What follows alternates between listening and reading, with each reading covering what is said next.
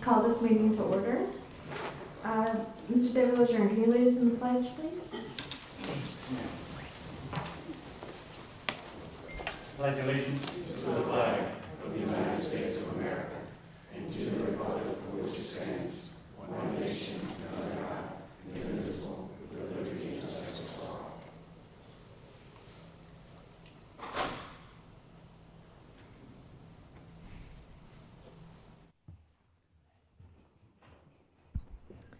Thank you. Madam Secretary, can you call the roll, please? Yes, ma'am. Mr. Lejeune, Here. Mr. Davidson, Here. Ms. Mason, Here. and Mr. Hidalgo. Here. All committee members are present. No other board members are present today. All right, thank you. Welcome to the Insurance Committee meeting. I'm going to read the agenda. Item 2.1, review and approval of LPSB Board Insurance Committee meeting minutes on July 23rd. Do I have a motion for? I'll make a motion. Second. All right, I have a motion by Mr. Lejeune, and a second by Mr. Davidson. All in favor? Say aye. Aye. Aye. All Aye. opposed? No, motion passes. Minutes are approved. Moving on to 2.2, discussion and/or action regarding the voluntary benefits administrative services request for proposal 07-27. Ms. Gardner or Ms. LaBeouf? Good morning, everyone. My Thank name you. is Trish LaBeouf, Director of Insurance and Benefits. The Lafayette Parish School System recently conducted a request for proposal process to select a third-party administrator and brokerage partner for its voluntary benefits and administrative services. Servicing both active and retired members, the selected vendor will manage the full life cycle of the district's voluntary benefits programs, from strategic planning to daily administration. LPSS intends to award an initial one-year contract beginning January 1st of 2027 through December 31st of 2027, with options to renew for up to 3 additional one-year terms. To ensure a seamless fall 2026 open enrollment period, the selected vendor will begin onboarding and implementation services prior to the official January 1st, 2027 contract start date. To guarantee total objectivity, LPSS utilized a blind review process. Proposers had to redact all identifying company and personnel details prior to submission. Any non-compliant responses automatically scored 0 for the effective questions. Based on the evaluation scores, the following 3 finalists will present in no particular order: Hub International Midwest and AGM Benefits and Alera Group Agency, McGriff, a Marsh McLennan Agency, and Gallagher Benefit Services. Upon further review, the Board Insurance Committee will submit its recommendation to the Lafayette Parish School Board. Ultimate authority for award of contract rests solely with the full board.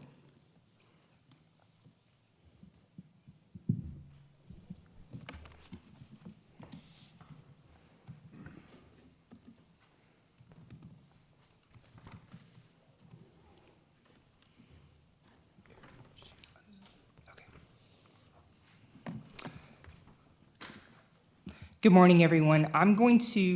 Prior to our presenters coming up this morning, I'm going to give you some initial details to tell you how we work through the Voluntary Benefits and Administrative Services RFP process.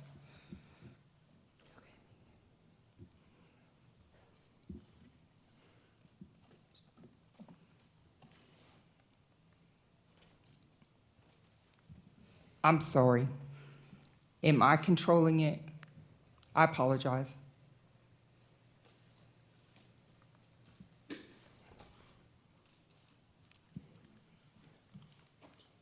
Is it controlled on here? It must be controlled on there. Okay.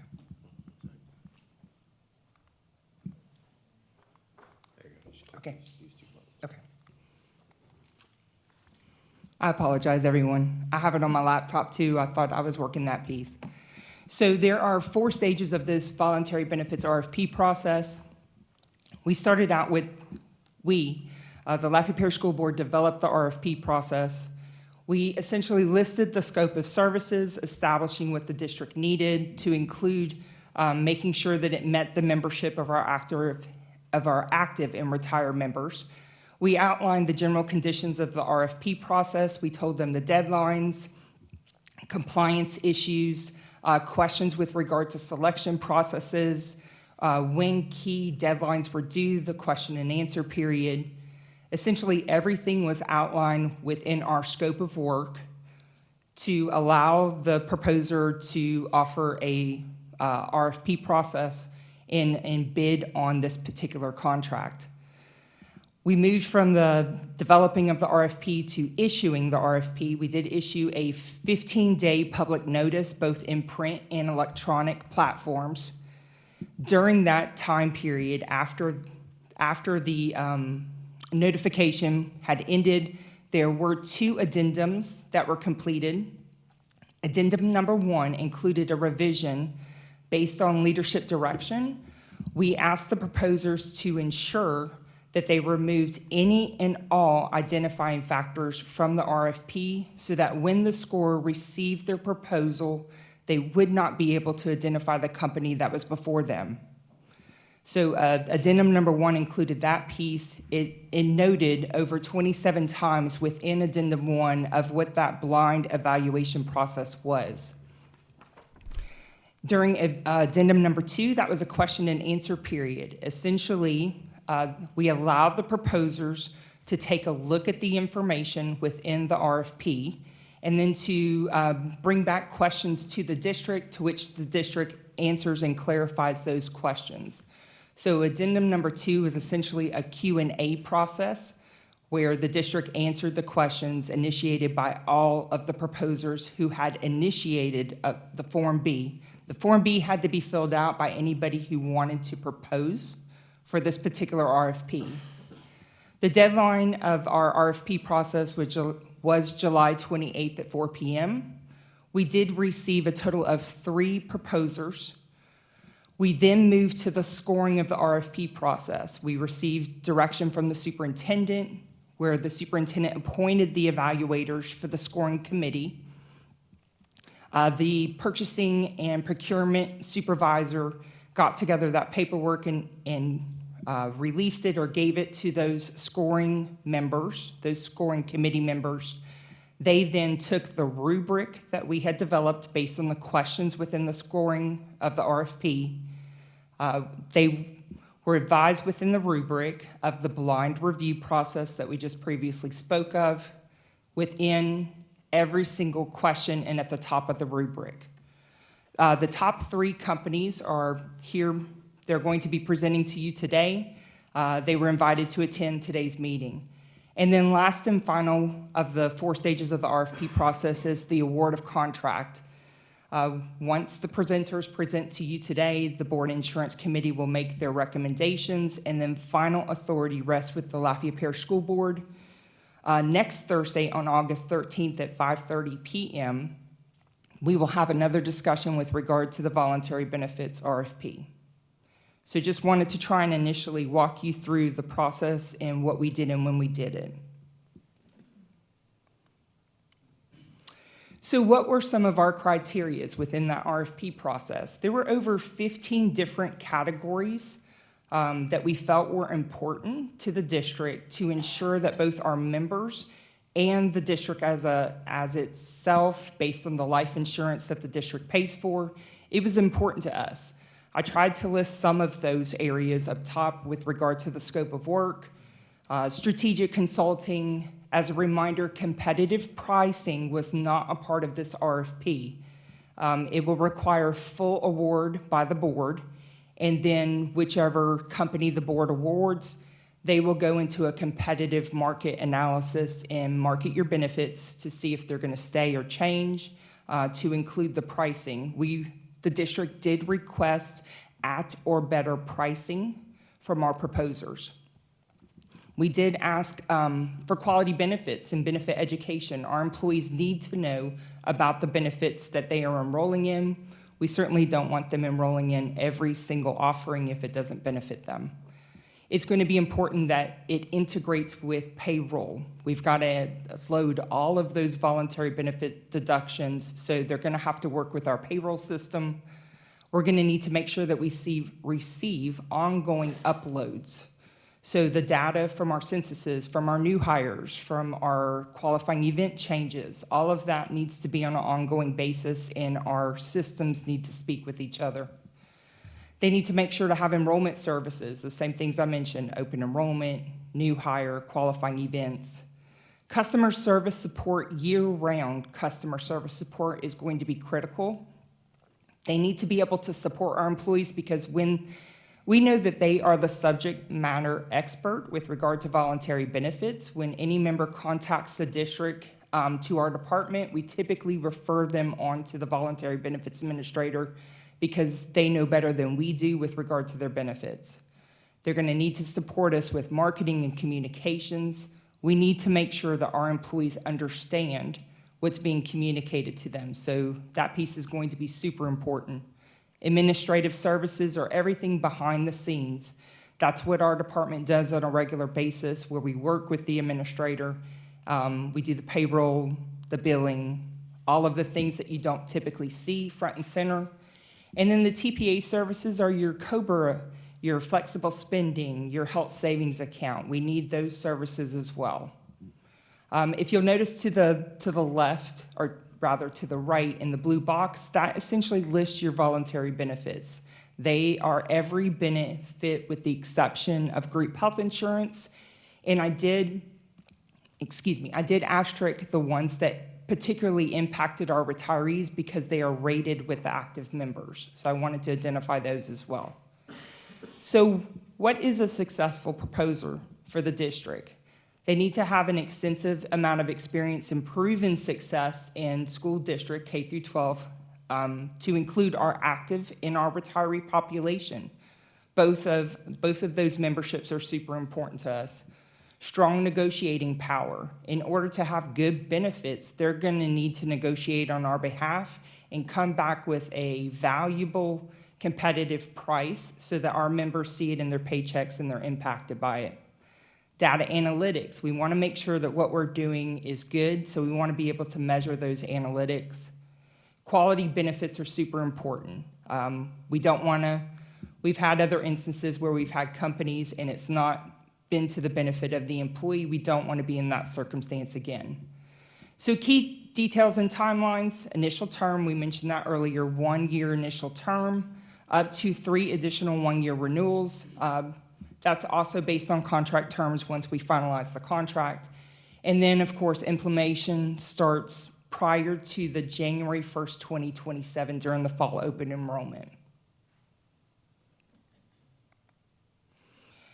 So this would be after the board makes their decision. What's going to happen next? I just wanted to give you some context as what's going to happen in the next couple months. So there's timelines and deadlines. The board would award a contract or a decision at the upcoming board meeting on 8/13 at 5:30. Then, of course, we've got all the things that have to align and all the puzzle pieces have to come together in order for us to make it a seamless transition for our members, whether it's the same or whether there's a transition. So obviously, integration with our payroll, market checks to make sure that we've got good benefit prices. Those communication strategies are going to be important. And then we need the administrator who comes on board to launch open enrollment no later than October 5th. This is crucial because during the open enrollment period, we are not only doing voluntary benefits, we're doing group health insurance to include our Medicare Advantage. So I'm not only working to accommodate the voluntary benefits administrator, we have the entire picture of benefits within insurance. So they have deadlines as well. So we need to work towards an at or before 10/5 and a close of at or before 11/6. Then, of course, we'll complete our audits and we'll send those carrier enrollment files. So that just gives you a heads up as to what's coming down the pike after the board offers their recommendation of approval. So the next slide that I have is our three companies who will be presenting to you today. Company A, based on the scoring, we identified each company with a letter, Company A, B, and C. Company A is Hub International and AGM Benefits. Company B is going to be McGriff. And then Company C is Gallagher Benefit Services. Once I get done with my presentation today, they will offer their presentations to you. Just a couple reminders. Evaluators scored based on a 101-point scale. To earn the highest score, proposers had to comprehensively answer our questions. We needed more than one-word answers. We needed comprehensive analysis and details within those questions. And then we needed them to comply with the blind review process. That was critical for leadership to stress that point because we wanted an unbiased process when our scorers got that information. And then obviously, I sent them a follow-up message, just asked them to please review their slide decks that they're going to be presenting to you today, and asked them to only present on the items that was in their best and final offer within their RFP proposal. I focused on the areas, sections 3.0 and 3.1 within the RFP, which was essentially the questions that we asked them. I've given you a lot of information. Do you perhaps have some questions before I turn it over to your first proposer? David? Go ahead. Yeah, go ahead. No, go I ahead. do have one, Trish. Yes, sir. Who was on the scoring committee? I'll go ahead and answer that. First of all, we had a retirees, Ms. Daphne, who is in the audience. Ms. Daphne, raise your hand. We had Mr. Max Fontenot, who is an assistant principal at, Mr. Max is here. He is assistant principal at W.D. Smith. We had Ms. Ginger Richard, our assistant superintendent curriculum instruction, and Dr. Mark Robley, who is our associate superintendent. Basically wanted to make sure that we had a retiree, we had an active, and we had two people that basically came into a process that, number one, this was blinded. I mean, I know that, you know, Trish, Ms. Gardner, a lot of these have a lot to deal with. I just wanted to make sure we had an objective approach to this so that these individuals would be able to give their best thought about what is best for these employees and retirees. Anything else? And I'll turn it over to your first proposer, Hub and AGM. Ms. LeBeouf, I Yes, had ma'am. one question. You did reference that in the past there were benefits that were not beneficial. Yes, ma'am. Do you know which company that was? The one that comes to mind was Aflac. We did Okay. have a ton of problems when we had Aflac as our dental provider. It lasted for quite some time in order to resolve those issues. When Aflac ended, we did bring on Emeritus, which is our current dental provider. We have no current issues with that provider, but Aflac is the one that comes to mind. Okay. Any other questions, anyone? Okay. Okay.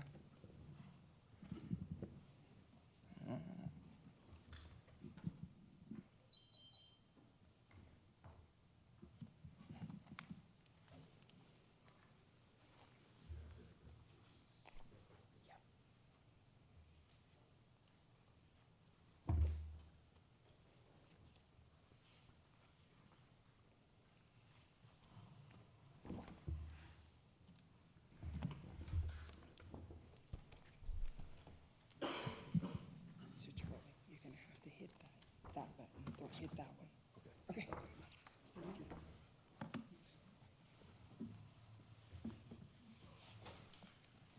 Good morning. Charlie Babineau with Hub International, and due to time, I'll let the rest of the team introduce themselves as they present. Again, I'd like to thank the Board Insurance Committee that 100% supported us last Board Insurance Committee meeting. Thank you for the words of encouragement and the belief that you have in what we provide. I'd also like to thank Ms. Gardner and Ms. LeBeouf, along with her team, for the open conversations we've had about the positive outcomes we've generated.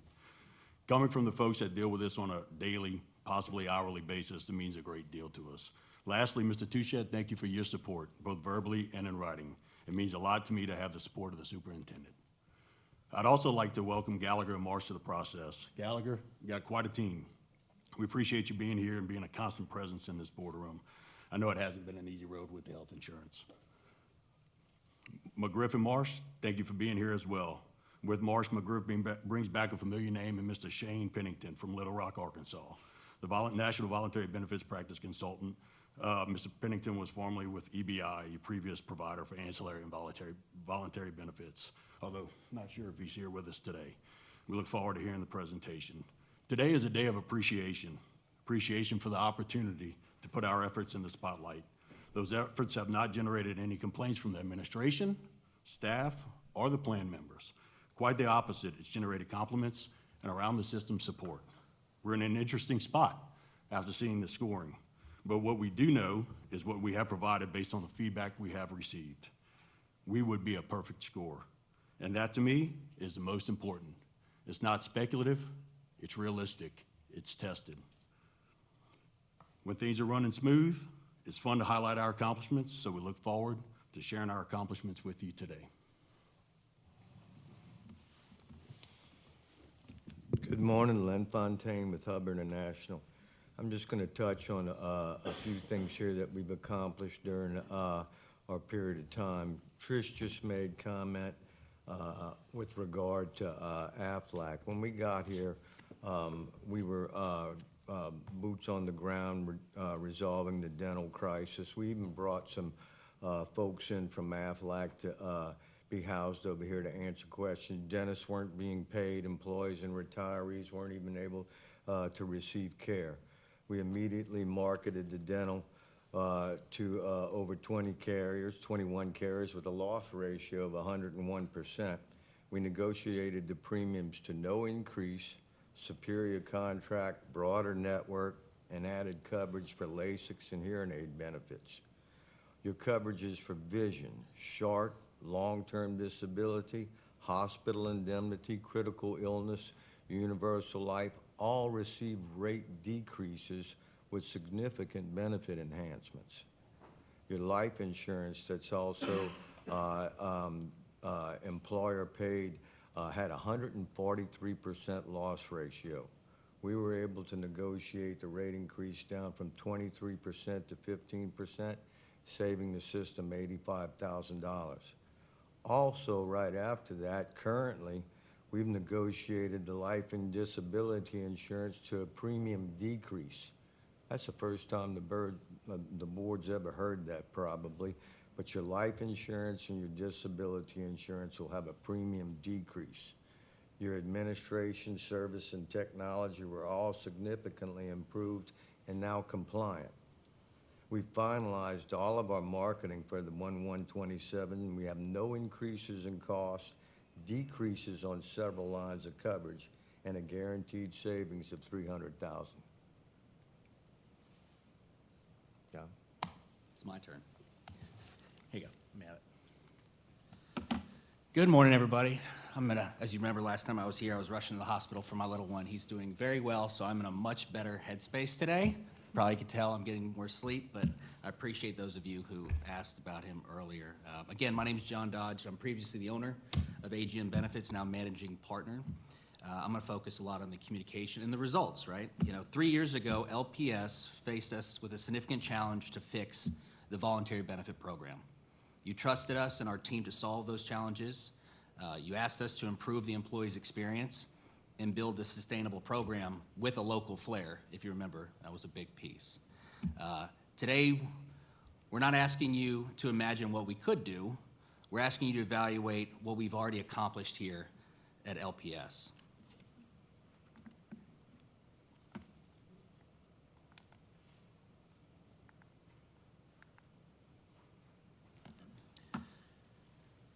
We believe benefits only create value when employees understand them. There's a major disconnect still in the market today, and I've been doing this now 18 years, when it comes to, if you ask an executive team what they think the understanding of their employees know the benefits are, and if you actually ask the employee base. Education is more important today than ever. Benefits are not getting more simplistic, they're getting more complex, And as you guys obviously oversee a team of teachers, you understand the importance of education. That's why our focus has never been on just enrollment or even just product. The focus has been around education, because we know with good education comes good participation. You know, every communication, every materials of one-on-one meetings, every interaction has been designed for employees to understand their benefits and to make informed decisions, not just for them, but their families. I'm going to present the case study, because one thing we have is we have some overall results. Every district, this is not, of course, being housed and homed here in Louisiana. This is not the only school district that we manage, but every district in the state of Louisiana across the country, we take it with a different approach. Instead of building, you know, a one-stop shop, we build a custom approach for Lafayette with a face-to-face consulted with local flair. We were able to modernize the benefit technology compared to the previous provider. Our digital communication is crucial today, because as you guys know, as teachers, especially in the workforce, we're now dealing with, when Gen Alpha gets in the market, we're gonna be dealing with 6 different generations that we have to learn how to educate, all within the same benefit time. And as you know, open enrollment is typically a pretty tight window.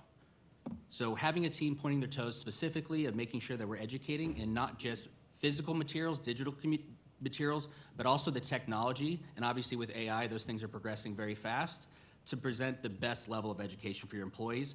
And then also not just doing that during open enrollment, but also providing that year-round as an overall support for your employees. This thing is just killing me.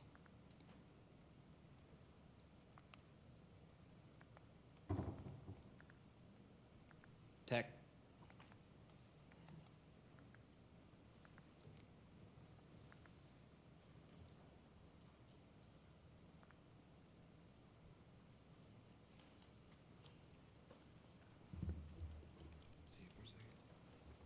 Yeah, click and right. It's just these two. Yeah, the right one, right?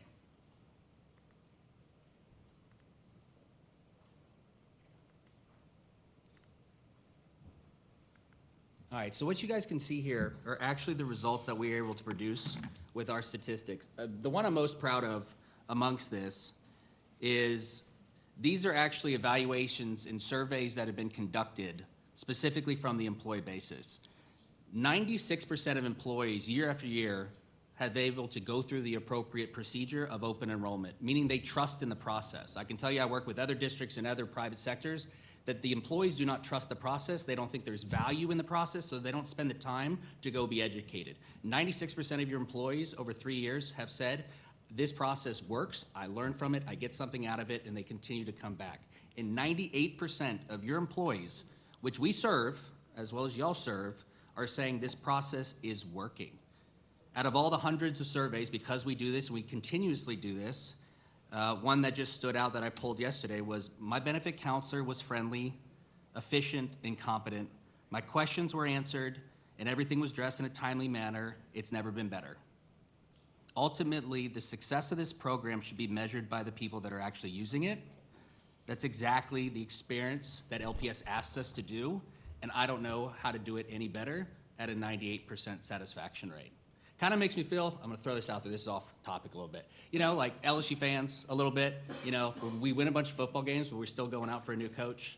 You know, 98% is pretty strong in the sense across the board, but I will tell you, we have a phase to make it even better, and that's what I wanna present today. The services that we do, we get asked, and I can tell you, the other members in this room, I know the credibility of AGM is strong. I'm proud of that. Me and my ex-business partner, Adam Miley, we built this company because the other members in this room that are presenting, if them not themselves, have hired us to trust us with their clients, people in their office have.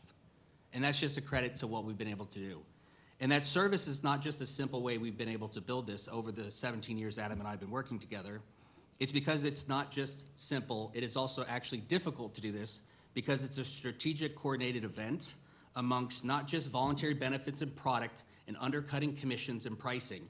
You have to look at it a holistic view of what do we need to put in from administration, what does the enrollment strategy need to look like, and how can we project for the future of the way technology is going to evolve. So it's a seamless overall process that you have to evaluate, which can't be done very quickly, which is why I could have projected the fact 3 years ago when I sat here, I'd say we came in, We were able to match or undercut and provide the same service of the overall incumbent, which we absolutely have done. And then I'd say we watch it work. We'd watch it run, we'd see how utilization works, and I would have told you 3 years ago that this year, we would have been producing the savings. Actually, that's better than I thought, but this would have been the year we were gonna do that. We've simplified the administration for HR through this overall process. Trish and her team have been phenomenal. Best in class, hands down. We love her, but I definitely know that we've been able to assist her through the support we had. We've been able to support year-round technology and communication, and that's why service overall works, is because we look at this as a holistic view. Even with all this technology that we're implementing, and it's always evolving, technology is only as good as the people behind it.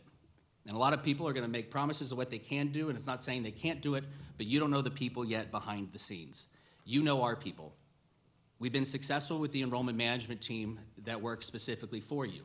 The reason she's not here today is because she was working with you all week, handling your 250 new hires. I don't know why in that meeting this week, other vendors weren't there, your health provider wasn't there, but I know my team was there, and she didn't send an associate, she didn't send an intern, she didn't send a contract enroller. The person in my team that lives here in Louisiana was there and met with the whole 250 new hires this week, and I told her to sleep in this morning because I have this covered. That's the support we were able to provide. Brooke was there as well, and that's what we want to continuously do, because this enrollment manager is the quarterback of the rest of the team. Account management is there to be an assigned assistant to Trish's team from administration. Marketing is always evolving. The marketing we presented 3 years ago has gotten better and better every year. Of course, with technology and AI, that's constantly evolving. That needs to be a team that focuses on that. That's out of the Baton Rouge team. The benefit counselors, non-commissioned, background checked, certified educators are the ones meeting with your people, and most of them live here right in Louisiana, providing bilingual education. They know your people, they know your locations, they've met the principals, and with no disruption, we guarantee the success of a future enrollment. Obviously, today, we're doing it better than we did the first year because there was learning. That learning curve is over now. We are executing seamlessly, and we know, obviously, we're able to do that overall. So the most important is LPS knows our team. They know our employees, they know our process and our technology, and that experience means something. From the voluntary piece, of course, we mentioned we've gone on market on all. I want to touch on a different aspect of this whole piece of the voluntary. There might be perceptions here that this process that was a little, expedited, is what made us go to market to provide these savings. All I can tell you is I just know my perspective of this, and I know we've been working on this all year long. Our team has been working through the entire year, not because of this RFP, but this is what we do every single year. And you can even ask the other people in this room that every year we make sure we're offering overall best in class. The additional savings here were not identified as a result of this process here. It was identified as the fact that we've been watching to make sure we're offering best in class and not just a rate reduction, but an overall service. Because reduction here means loss here, and that might be okay, but you have to look at the holistic picture of maintaining the quality of a 98% satisfaction rate without losing anything overall. It would be the same, going off cuff here. It would be the exact same thing as if your teachers are getting a 98% satisfaction rate from their parents and students, and then you guys come out to say, we're gonna find somebody to do it 20% less. And we'll see how many people are in this boardroom at that point in time. There is no difference there. The work's working well, we are producing the results, and I just want you guys to look at that from a perspective. It's not just price reduction. You can make a reduction, but you lose here. You have to look at it overall, and we have to work together progressively here. The enrollment piece is ever evolving. I mean, communication doesn't begin just with open enrollment. Obviously, it's a year-round strategy. It's important for the engagement here. With those different generations, text message, email blasts, video productions, marketed materials, postcards, flyers, and all the benefit overall communication that we provide through the AGM and Touch program just allows us to touch those employees. I can tell you right now we're in phase 3 when it comes to the communication piece, which Trish is very aware of that. We're in the process of launching our what was Benefits Lounge, now moving over to Benefits Center. Phase 4 is us integrating AI technology within there to not replace the communication and personal touch. What it does is it expedites people getting information, and they have the ability to get to a human as soon as they can. But if somebody needs to know their deductible or their provider, and they don't feel like waiting on hold for 5 minutes, and they can just get the information, that's better for them, that's better for us. It allows the executive team to focus on the overall big picture. So when it comes to the overall enrollment, we do provide the different levels of service. I would continue that, but I would add expedited technology to support that as we move forward. With that said, a nice little reminder, right now we're sitting at a 98% satisfaction rate. The technology has, over the years, made things very easy. We implemented Celerix, and I know working with Trish, we've been able to integrate as much as possible. We are at a disservice when it comes to the points. I'll tell you this right away. If I did not know what I know about what it actually takes to integrate with the payroll, the restrictions that Trish's team, not restrictions, but how they like to do things and everything, I easily blindly would have said yes to 1,000 of those things because I don't know at that point like I did 3 years ago. I probably answered a little bit more aggressive because I did not know what needed to be done to make the integrations to appease them. I know now, and I think that was at a disservice because we are just blatantly honest. There's some levels of integration that is not to full set. There's a big spectrum of what integration means, and I would just be cautious if somebody's getting up here saying that they can do full integration and there is zero human touch, because that's not the case with it here. But there is an evolution, but I would just be cautious of that moving forward. I mentioned the evolution of Employee Benefit Center to Employee Benefit Lounge. The Benefits Vault 3.0 will be launched this year if we are blessed to be awarded the business. And I want to spend the last couple minutes regarding timeline. Continuity is actually a very important matter here, not just because we're the incumbent, because the work for this enrollment this year has already begun. Today, we've already worked on data preparations, marketing, benefit counselor trainings, payroll testing, carrier coordination, communication, and HR prep. And obviously, we haven't finalized the RFP yet. And I know Trish, and I'm bringing this up because she just publicized when open enrollment is. That's almost a month past what we typically do. And I'm assuming that's in preparation for if there's a possible change. That right there is proof that her team knows that there's going to be delays and disruption if a move is appropriately made. We are not just preparing to begin. I can tell you my team is preparing to execute, and nobody else can say that because we've been working on this open enrollment all year long. Just in closing, to wrap up, 3 years ago, you guys trusted us, and I truly can sleep at night saying that we overall delivered. Cost was down, we increased technology, we delivered expectational service, and most important, we earned the trust of your employees by the survey. I would just ask one last question. Through this whole process, which proposal gives you the greatest confidence that your LPS employees will continue to receive the same results as they are expected today? Is it the promised or is it the proven? And I really hope you guys consider that for at least the extension of the 1-year contract. I really appreciate y'all, I really do, and thank you so much. Thank you. Thank you. Thank you very much. Can I ask a question? Yeah, that okay? please do. Okay. You talked a lot about technology. What do you have in place for individuals kind of like me, that's not really technology specific in my life, to so they can get information? Yeah, so that is how I've been doing, that part, it hasn't changed over the last 17 years, which is why there will be this evolution to AI, but we will never get rid of the fact that we put 20 individuals during open enrollment, boots on the ground in hotels for a month here, to be able to meet with anybody that wants to see them, and that's not just during work hours. Typically, those individuals are working 12 hours a day, plus the call center in Baton Rouge, you can be able to reach out to them at any given time. As you saw, Karen was asked to be on site. She was here all week to meet with people, and that's including your retirees, which I think that's really where the question goes. The retirees are fully supported, and I've heard zero disruption with the way that and maybe that's more of a Trish question, how we've handled those individuals that maybe are a different generation. As we evolve to here, we're not giving up this unless you tell me to give this up. This is an expensive piece. So if we want to pull this cost and dump it here, I would love to give that back to you. I don't think, and I don't have a school district, that I would ever recommend to remove this. because this is a crucial part. That's why we still do the postcards and the flyers and everything physically. At the same time, we provide them digitally through all the apps, which just makes our job more important. Because it's not just like it was when I started AGM. They called us up, we put boots on the ground, you enrolled Aflac in a couple things with paper and go home. I will throw this other piece, it wasn't mentioned.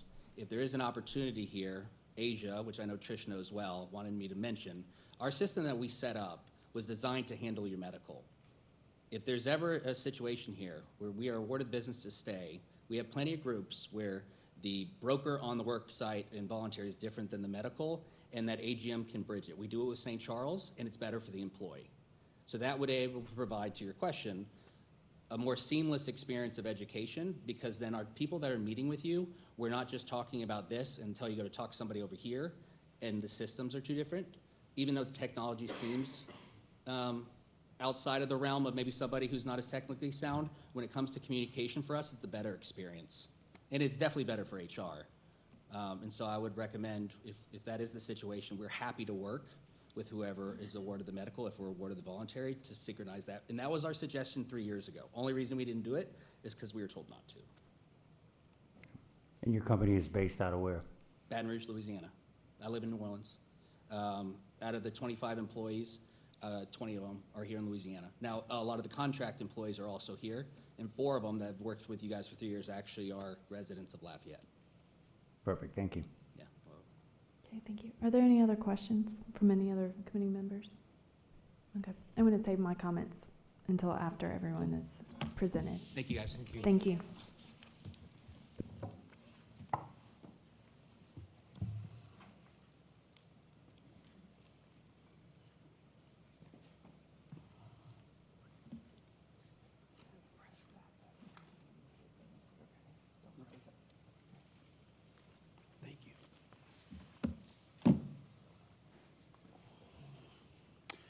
First and foremost, I always like to start off with gratitude. We're honored to be here. Secondly, what I would like to also say is I know several people in this room actually behind me. I don't view them as competitors, I view them as peers. I can vouch for AGM and the standards that they uphold, and I also can vouch for a couple people in Gallagher and the type of people they are. That's how we're going to operate within our presentation in the 15 minutes. My name is Cole Rogers. I am an employee health and benefits consultant along with the Voluntary Benefits Center of Excellence practice leader for McGriff, a Marsh company, and I'm honored to be with my teammate Ashley Hill, who's our director for client experience. But I'm going to start somewhere different because I have nothing to lose, to be frank. I'm going to start off with a number, the number 4. The number 4 represents 4 names. Now, these names I'm certain you're not going to know, but I'm going to say them real quick. Sharon Rogers, Christy Ball, Cassidy Wharton, and Landon Rogers. The reason why you do not know these names is because they are my family. But for a second, for the next several minutes, all of us in this room, I want you to replace those names with an employee, a family member, a retiree, because here's the why and here's the backdrop. Sharon Rogers, my mother, lost her battle with ovarian cancer last November. 5 years she fought really hard, had her faith in the center. I'm an extremely proud son. Christy is my sister. She was diagnosed with both brain and lung cancer and is on disability. Cassidy is my niece who has Down syndrome, and Landon is my inheritance, aka my son, who is autistic, dyslexic, and has ADHD. I don't bring their names into this presentation for dramatic effect or sympathy. What I am doing is grounding all of us in this room in the right reasons why we should be in this room. The why, the emotional state, because every decision that is made should always be reverse engineered backwards from what business we are all really in. And that's to be the architects for the heartbeat of an organization. To enrich the employees' lives, the retirees' lives, and their families, because it's not if life happens, it's when it happens. Now, I'm not here to convince you to work with Marsh. That's not what actually I'm here to do. Our ethos, our thesis is always to leave a room better than we found them. And we're going to get through our resources and capabilities, but my first thing that I really wanted to do is ground everybody in the why, because that's where all decisions should be made. Secondly, if I'm sitting in your shoes up there, I've heard what has been done, and I completely agree with it. I was not here in the past. This is my first time stepping inside this boardroom. It's beautiful. But what I can talk about is the present moment. And if I am sitting where you're sitting, the question that I would be asking myself is not necessarily around resources and capabilities, but is it more so around who do we partner with? Someone that has a foundation built around transparency, with the walls built with innovation, but at the center is the employee, the retiree. And can they have the ability, the courage to pull it off for a January 1 effective date? And with that being said, I think the answer is yes. It's already been proven. They're going to say it as well, and they have a phenomenal team too. They deal with your medical and pharmacy. They're going to talk about integration. But here's what it's going to take. When the decision is made and implementation begins, you have to build, you have to test, you have to train, you have to educate, you have to be able to turn engagement into a buzzword so that when open enrollment does happen, that magic moment one time in the year to where you can imprint upon your people's hearts, like this actually matters. Then you got to package it and it's got to be ready along for not just the employees, but the retirees too, which my dad is and is a widow. That January 1st, you're safe and secure. I don't care if it's Hub, I don't care if it's Marsh, I don't care if it's Gallagher. What I care about is someone that is able to execute with precision around the things that truly matter most. Not someone that is putting in resources, capabilities to earn commission. And that's where I wanted to start. And with that, I'm going to transition over to Ashley, who runs an incredible team, because the who is greater than the how, because we will never mistake movement with progress. And I'll say it again. We're to here leave everybody better than we found it. That's our thesis. And hopefully give you some new ideas and anybody else in here to be able to help the district, the employees, and the retirees. Ashley. Thank you, Cole. So we know how important it is to have a successful transition, but also implementation. We also understand how important it is to continue the branding of Lafayette Parish with across the communications, the enrollment platform, as well as engaging and truly engaging with the employee. We've heard your concerns in the employee communication must improve. That's why we want to provide a clear, consistent, and relevant communication.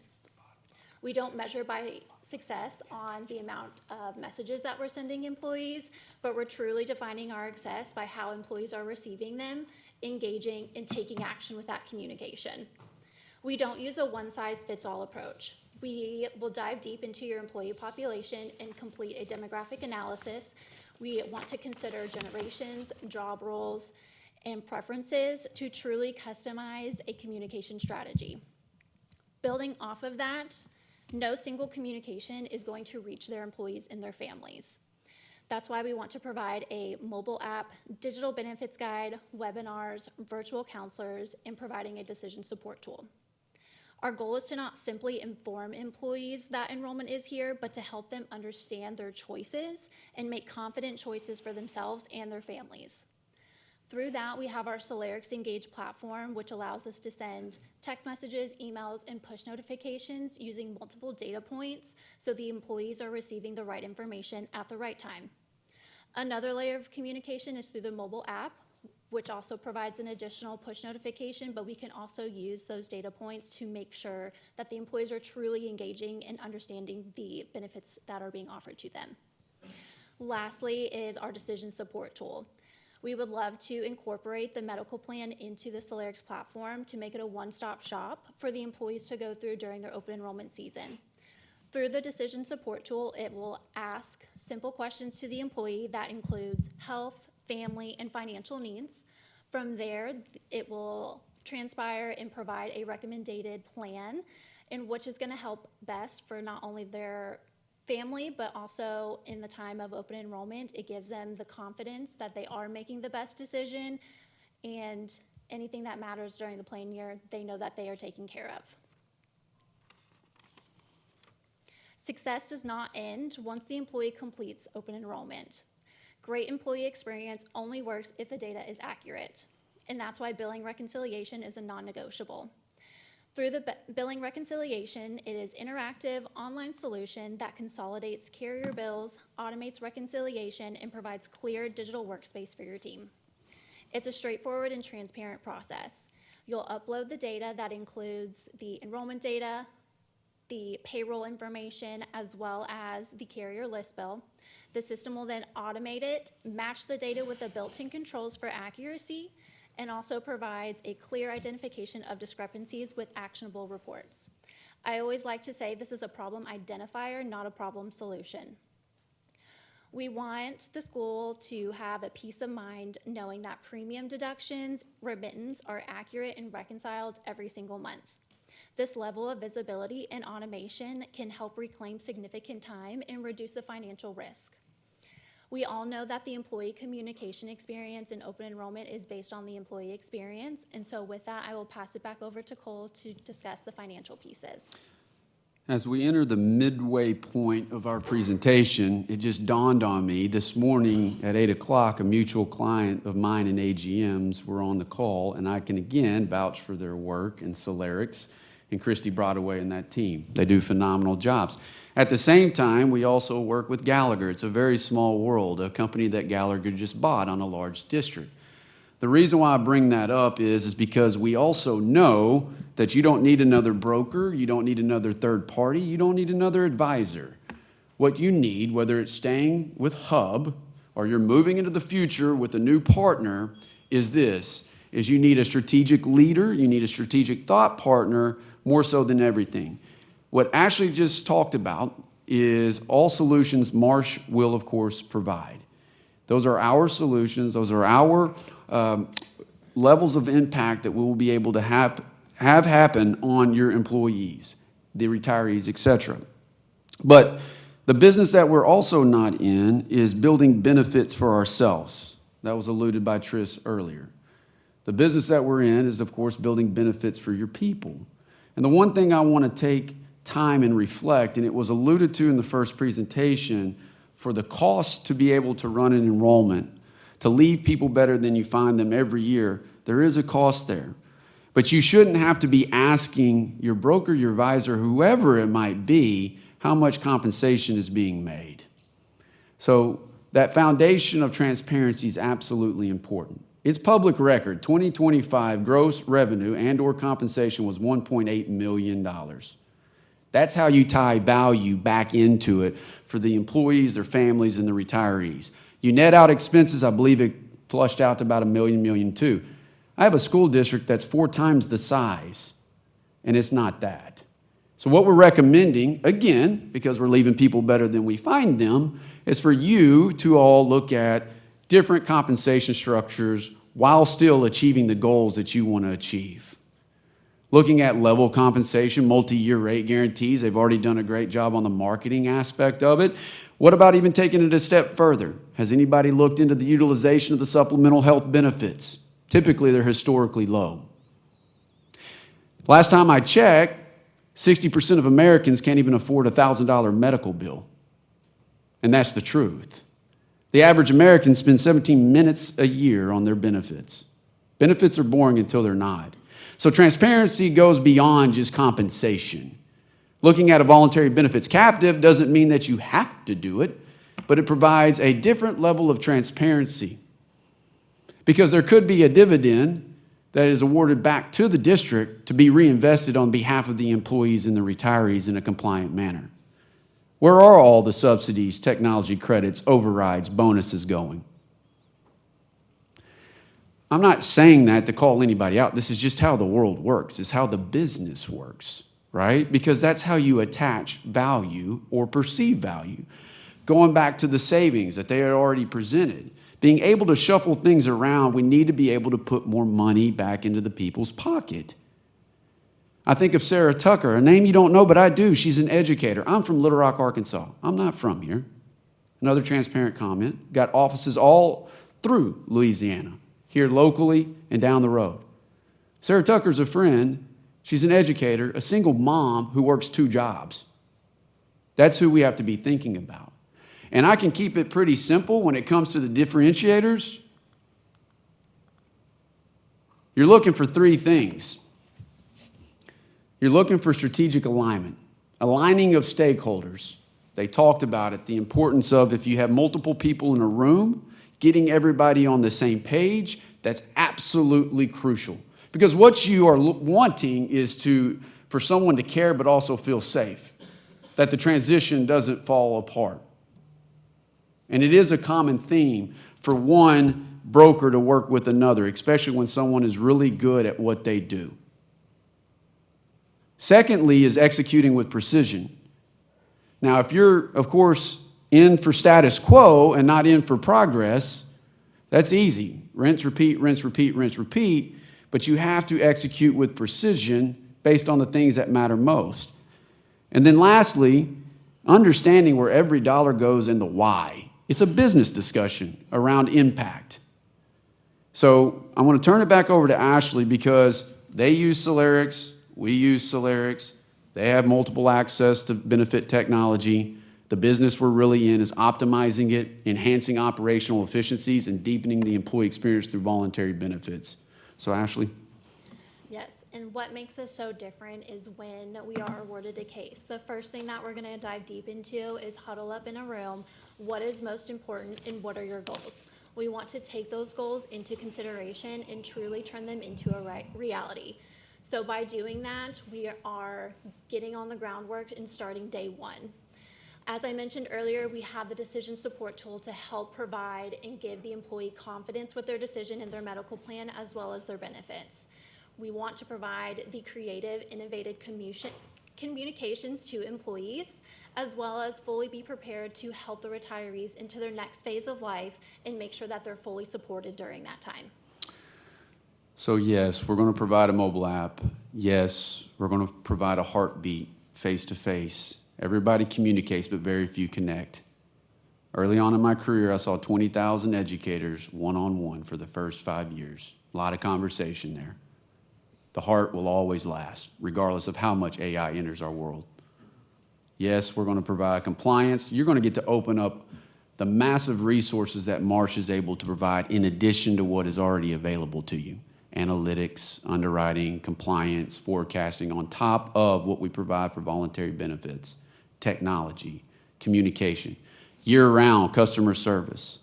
It'll be customized and curated, billing reconciliation. However, I want to go back to that number, the number 4. Actually, we'll make it the number 5 since I brought up Sarah. And now I want to multiply that by 1,000. That equals 5,000. 5,000 heartbeats, 5,000 families. You've got retirees included in all that. It's not if life happens, it's when it happens. Look, whether you stay with Hub or you move to Gallagher, or maybe we have a shot, what I care about are the people and why we're really here. So it goes back to the question you have to ask. Are we ready to partner with somebody and or hold the current provider lovingly accountable because we demand transparency, innovation, and everything to be employee and retiree centered? Thank you. Thank you. I have a question. Yes. We were just in, the school board was just in Hot Springs for the Southern Regional. Oh, awesome. And which school district were you referring to? I serve on the LSBA, so I'm very familiar with all the districts in Louisiana. Which school district are you referring to? So I was referring to a Texas school district. Okay. Is our What original. size was their? 14,000. 14,000 students? No, 14,000 employees. Okay. Over 100,000 students. Okay. What kind of savings were you talking about? Savings in regards to compensation or savings? Right. You were saying that their compensation was less. So our compensation on that case is roughly about $750,000. And we do face-to-face enrollment. We also do, so on that one specifically, we are the consultant on the medical, but it's net of commissions, net of fees. There's nothing on the pharmacy either. All of our commissions and or compensation are derived from the voluntary benefits. In addition to that, what we do every year is a stewardship report. In fact, my team was there yesterday, actually 2 days ago, and we outline everything, right? Just what y'all do here at the board. and we take those subsidies, those technology credits, and anything that is the district's, not the brokers, and we make sure that that's reinvested back in to the client. So they have over 50 locations easily, and they're spread out not just through Texas, but Louisiana, Florida, Ohio as well. I'm sorry, which part are you referring to? Is spread out? So they have another portion of their business model. Who is they? I'm sorry. IDEA, public schools. Okay. Yep. So you're talking about a whole system, Yes. not individual. Okay. Yep. What about in Louisiana? Which school districts? So we don't, and I'm very direct about that, right? And I even answered that for Trish. We have over 3,000 nationwide under the Marsh umbrella. And 100% agree with what was said by Hub, the local presence. Now, we have offices up and down Louisiana, here locally, of course, New Iberia, et cetera, and that's who we would partner with from a local perspective.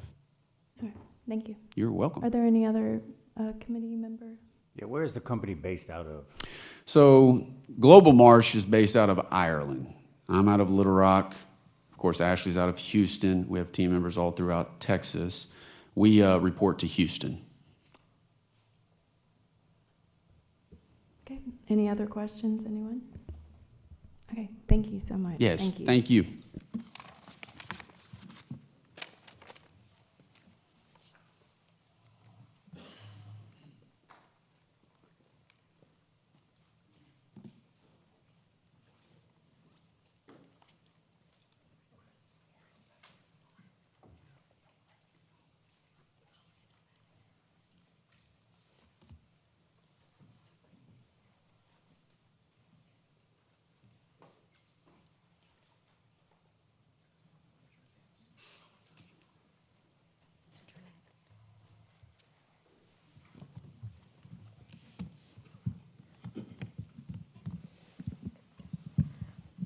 All right, well, now that we're last, but good morning, everyone. I want to personally thank the district here for allowing us to have the opportunity to come present to you guys. My name is Kim Briard. I know I'm a familiar face to a lot of you, but I have the privilege of leading this engagement for the Lafayette Parish School Board, voluntary benefits, and administrative services. Lena, you want to go to the third slide? Yeah. So I know we only have about 15 minutes, so we're really going to dive right in. If there's nothing else that you remember in our presentation, we really want to hit on 4 things that we think are most important to the district. First is creating a best-in-class total reward strategy, right? So we feel very confident and have experience that when you combine your medical, your voluntary benefits, your enrollment, your communication, in a holistic approach, you get best-in-class benefit offerings, right? Secondly, by connecting your medical and voluntary benefits data, there are ways that we can automate claim utilization, and so that your members that are purchasing these voluntary benefit products get reimbursed through their claims in a seamless way, right? So they're paying for these benefits. We want to make sure they maximize the value that they're getting out of those benefits. Like the gentleman mentioned, low loss ratios are there, and we want to, drive more utilization in the benefits that they're paying. Thirdly is streamlining that for administration, right? So communication, technology, including your medical, your retiree benefits, all in one area, creates that seamless approach. It creates efficiencies for your administration that is, a little separated today. And last but not least, our most important objective here is to lower the employee costs and not the benefits, right? So we really feel like lowering that net paycheck is the most important aspect to your program. So with that said, I'm going to turn it over to Cannon and Chris, and we're going to go through, I'm sorry, I have 2 more slides. Sorry about that. I wanted to just introduce the team really quickly. So you'll see the team here. It's a pretty big team, but it's very important. We constructed that team with a lot of thought leadership, consultant specialist, right? That those that specialize in enrollment, in payroll, bill reconciliation. It's a very technical service request proposal, so we want to make sure we have best-in-class people that are wrapping their arms around LPSS. What's great, again, is that there's a lot of familiar faces there. Most of you know who Gallagher is. We do support you on your medical and pharmacy benefits for your active and retirees, but for those that don't know, we have extensive experience in the K through 12 space. Here in Louisiana and Lafayette, we have combined 85 years in expertise servicing school districts across the state. In Lafayette, we now have about 60 employees, 16 benefit specialists. We actually have 2 offices now in the Lafayette market, 15 offices across the state of Louisiana, and of course, we're one of the largest consulting firms in the country. Again, servicing over 5,000 groups nationwide in K through 12. We know that your challenges. We know that controlling costs is a top priority, and we work hand in hand with the district to solve those. Now I'll turn it over to you, Cannon. Thank you very much. I appreciate your time today. My name is Cannon Allen. I own a company called Total Benefit Solutions. We are a third-party administrator, enrollment and benefit communication company. And I want to start by saying we are licensed, appointed, and bonded by the state of Louisiana to do benefit communication, enrollment, and third-party administrative services. And the second thing I would say is we have been in this space specifically for 30 years. So we have a long track record of being able to communicate and enroll individuals in their benefit programs. So we do 5 things every day, and very similar to what you're hearing in the room today is we do carrier connectivity, payroll integration, we do pre-enrollment communication and case setup, we build our own benefits administration platforms, we manage transactional record keeping, that's your add, change, delete, terms, new hires, et cetera. Right? And then we own a billing company called One Check, and that is our third-party administrator. So out of those 5 things, because there is so much similarity in what's being talked about today, I kind of want to point out 2 or 3 things I think that we do that are different. And the first one starts with the carrier connectivity. We're connected to 32 carriers. That's more than anybody I've run into. Most people have 6, 8 maybe. We have 32 people, 32 carriers that we exchange data with on a daily basis. So that allows you guys a complete scope of the entire market and allows your broker to shop that entire market so that you get best of class.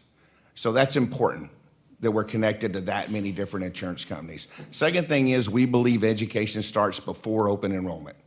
We think it's very, very important that we communicate with employees and put tools in their hands so that when they get to the Enrollment Act itself, they have education, resources, and tools to help them make those decisions. So we do a lot of pre-enrollment benefit communication, a lot of postcards, individual benefit statements. We actually produce our own product education videos so that employees can see what a product is about, maybe in 2 minutes or less through a video.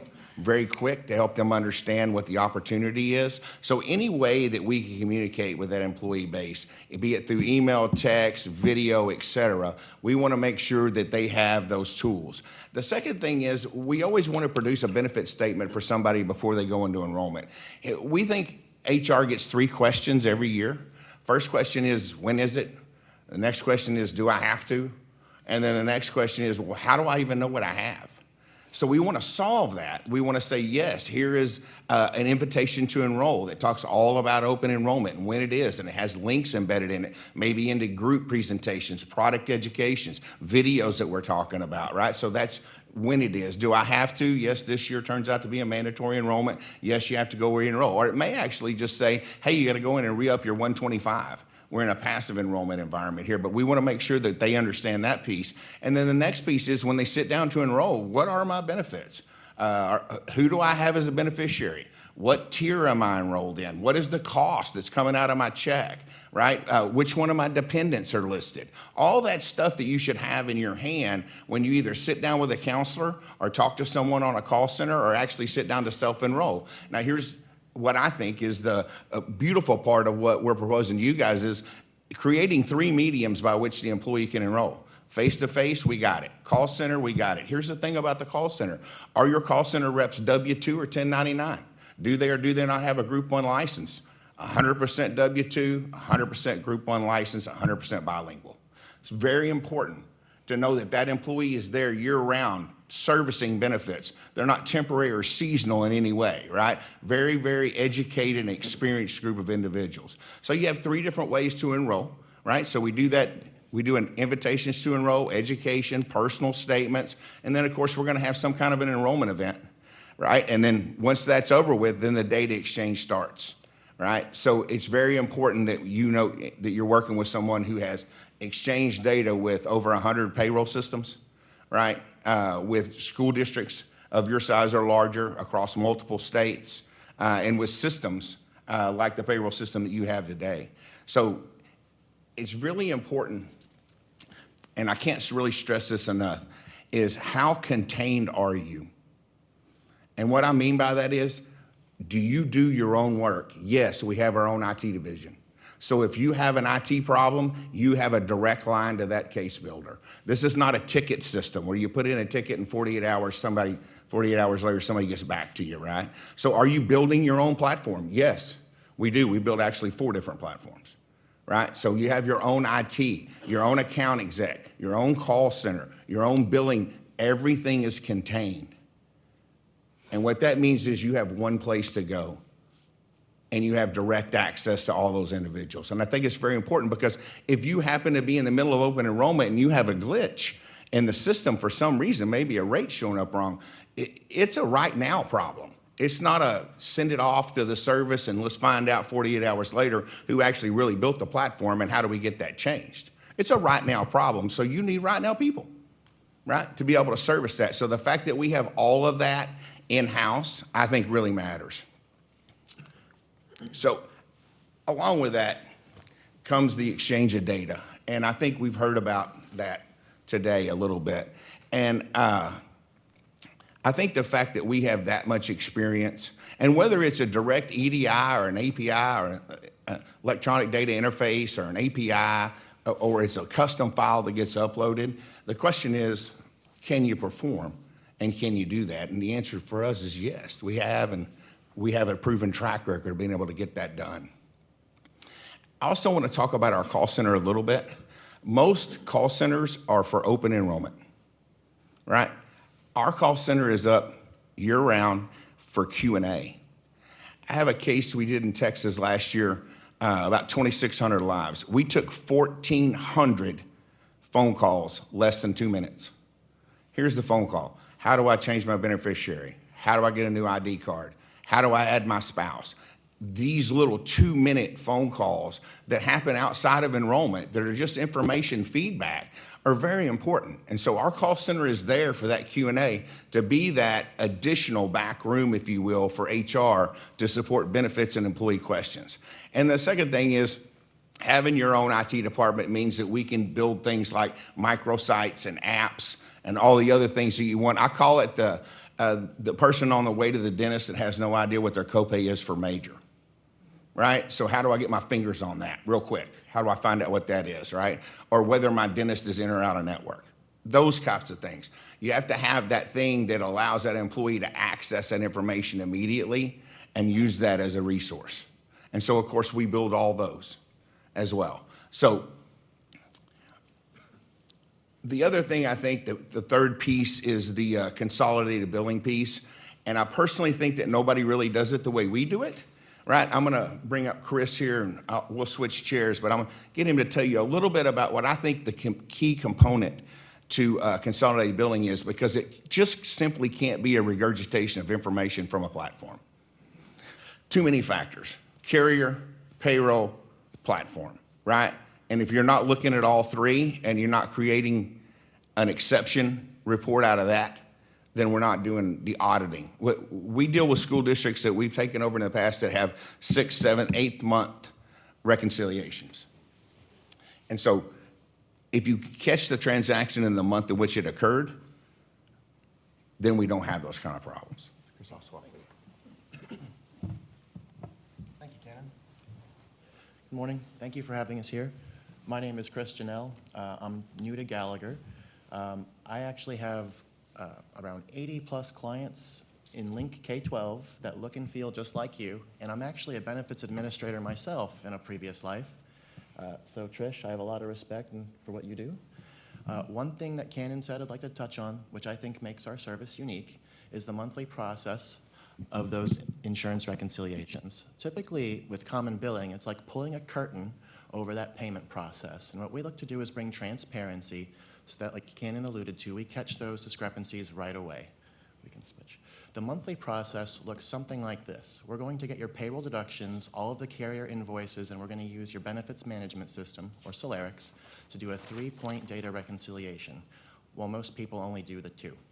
We're going to get a file back to you so you can clean up the discrepancies in payroll, get everything cleaned up, remitted, and then we'll repeat that process so we can provide a frictionless experience to Trish and her team.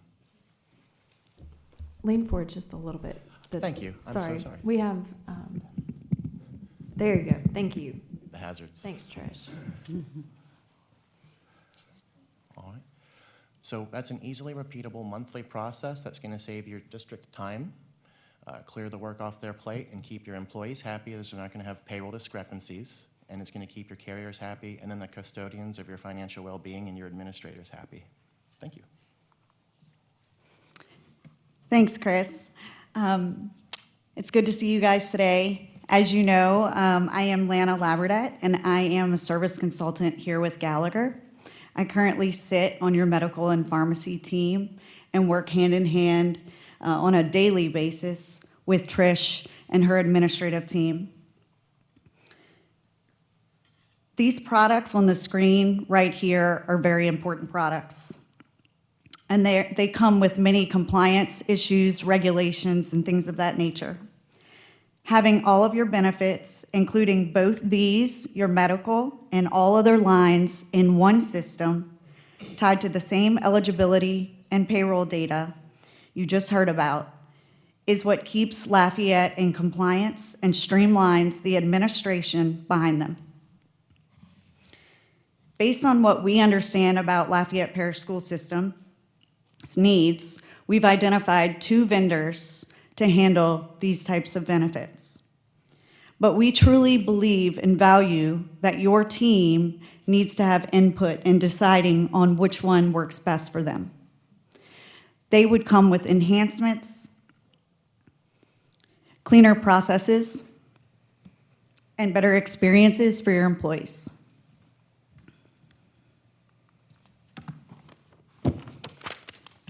As you guys know, I love my timelines. You see them in every board insurance committee meeting that we come to. This is a sample timeline leading up to a go live date. Of course, as I always mention in these meetings, our timelines and calendar processes, we always work hand in hand with administration. You guys know that we've done a lot in the last 3 years. We've implemented 4-point solution vendors. We've moved 2 PBMs. We've moved your TPA to a new administration and implemented direct contracting. I work with Trish and her team on a daily basis to ensure that our timelines are met, and they have been. And I think that she would speak to that fact that we have executed upon every item that we've brought to the table since being awarded your consultant on the benefits side.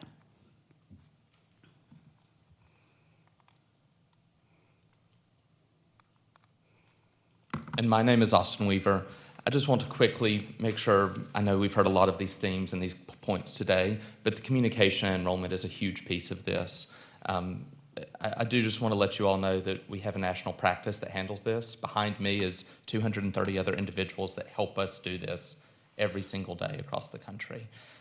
So within that, ultimately, we want to meet your employees and your retirees where they are.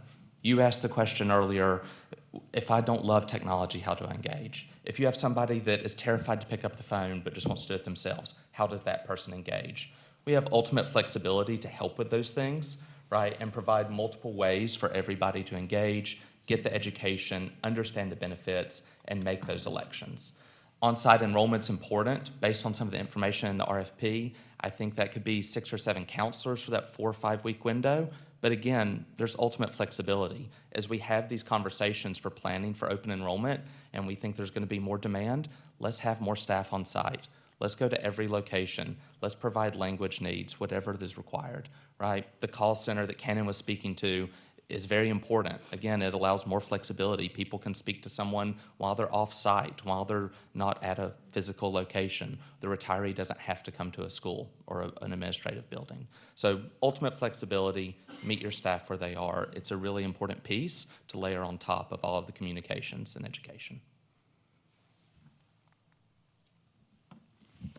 Okay, so that leaves us with, I guess, our closing statement. And what I'd first like to say is how much we have enjoyed working with the staff and the board for the last several years in regards to your medical and your pharmacy claims. You know, I agree with so many of the presenters. You know, we come up here to the mic, we have a presentation, we rehearse that presentation. But at the end of the day, I think we, at least this team, we probably deviate from that presentation because we start speaking from the heart. Trish, in an independent survey that we don't know when it's going to go out, we don't know how it's going to be scored, I think recently scored our team a 10. Thank you for that. They felt so blessed, grateful. They didn't think they were going to get a 10. And I think that's how we operate. That's how we work.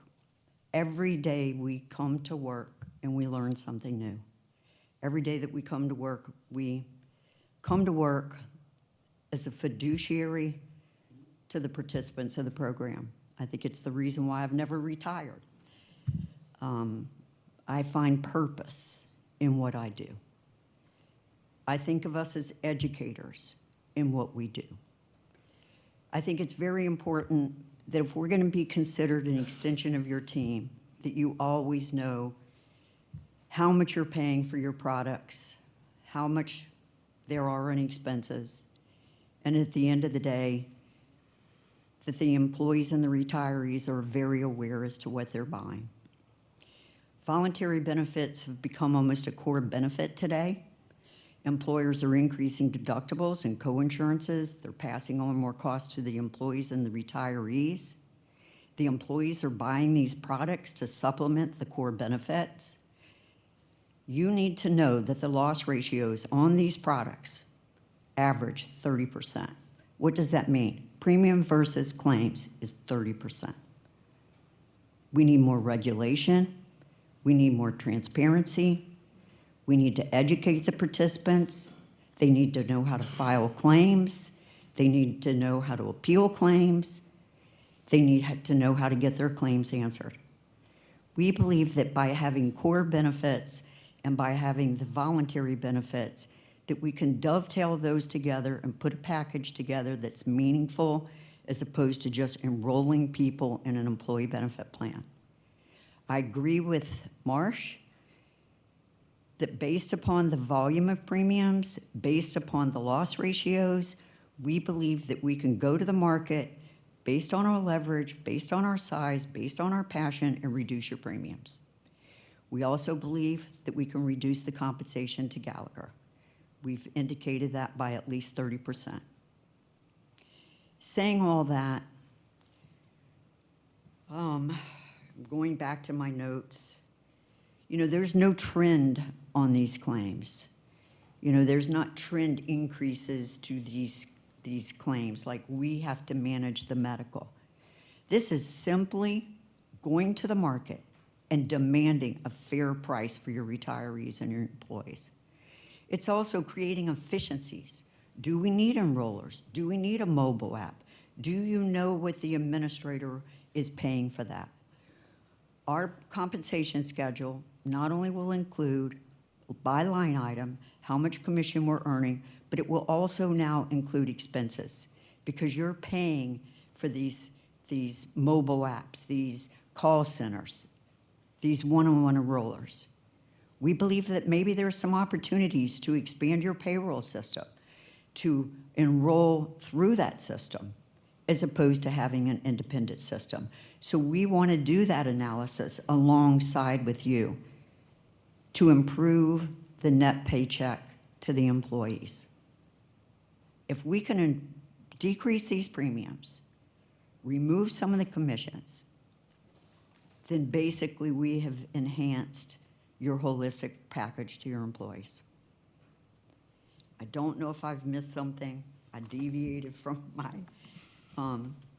presentation. I'm just going to look very closely. I do want to thank my team for their score. Every single team member answered their own questions. It didn't come from a marketing department. Oh, we have a marketing department.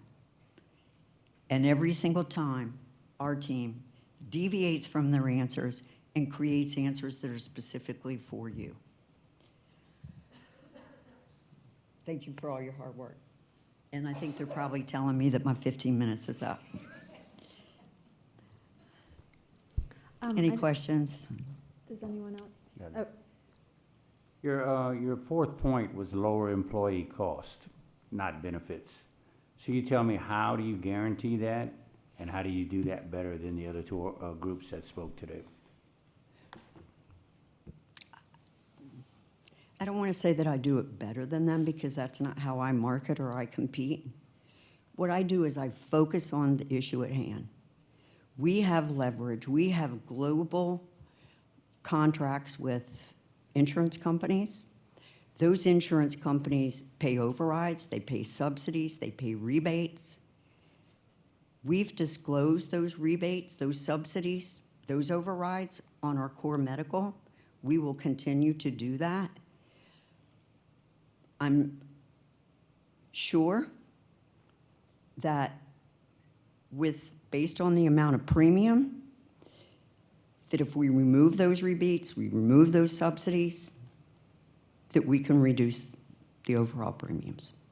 And we've already guaranteed that we would reduce our commissions by 30%, at least 30%. Because at the end of the day, we have a proprietary model that says, how much do you need to earn to provide the services on this account?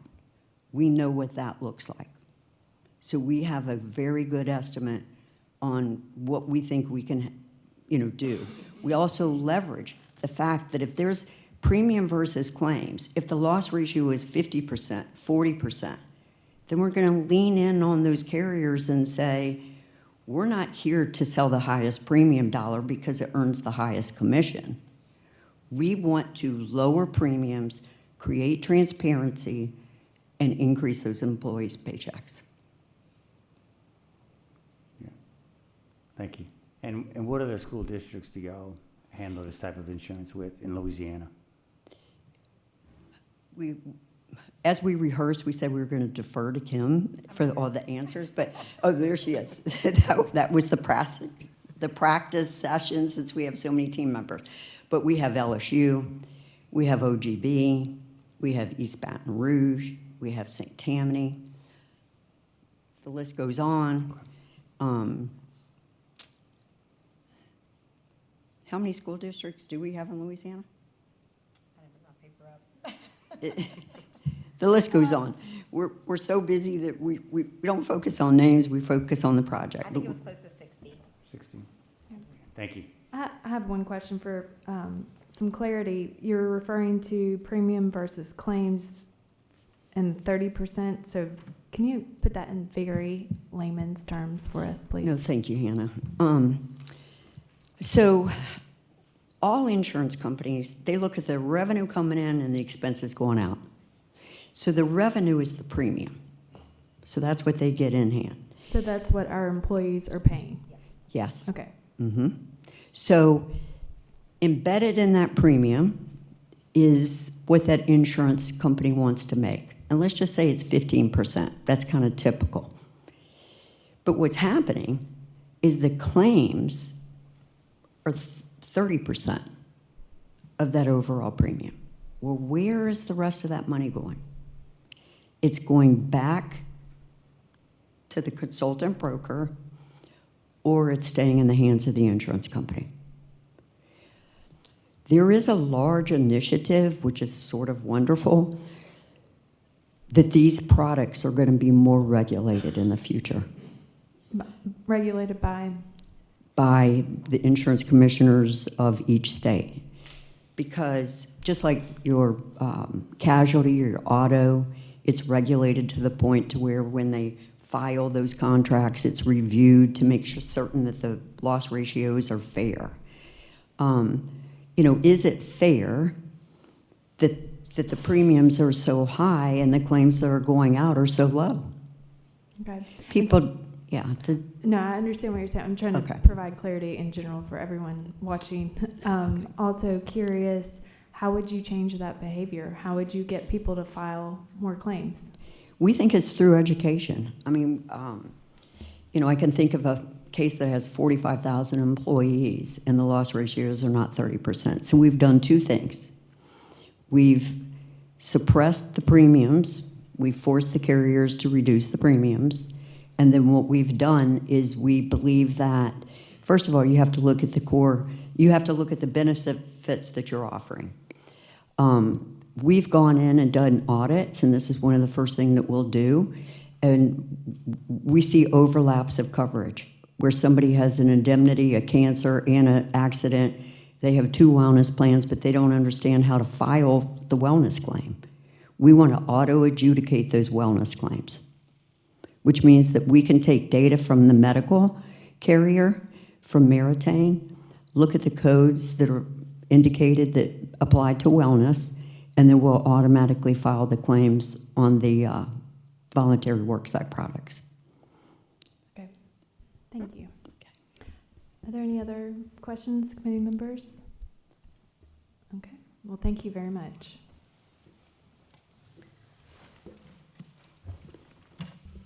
However, Madam Oh, you have a question? Chairwoman, if you, I would like to ask Trish some questions, if you Yes, would like. I have questions for Trish as well.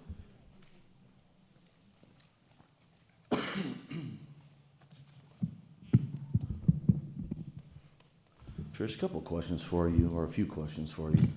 Why do you believe COBRA and life insurance are bundled with the voluntary benefits contract? I believe they're bundled because if they were run alongside our group health insurance, we would have a PEPM.